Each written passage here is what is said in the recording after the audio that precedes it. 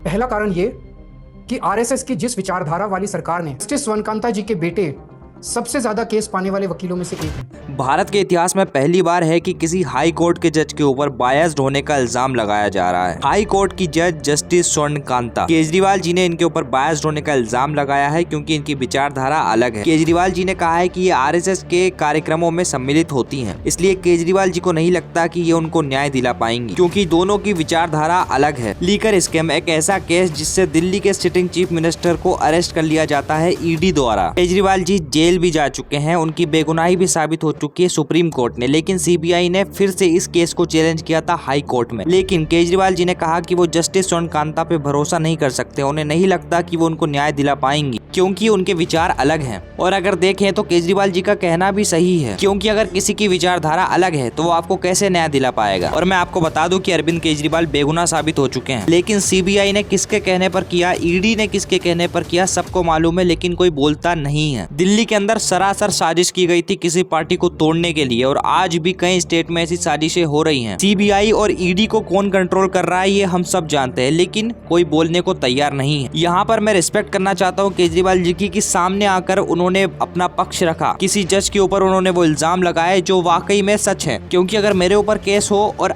अगर मेरा केस कोई ऐसा इंसान हैंडल करे जिसकी विचारधारा मुझसे अलग है तो मुझे नहीं लगता कि वो मुझे न्याय दे पाएगा। और मुझे ऐसा लगता है कि अभी जस्टिस स्वर्णकांता जी को इस केस से दूर हट जाना चाहिए और किसी नए जज को इस केस की कार्यवाही करनी चाहिए।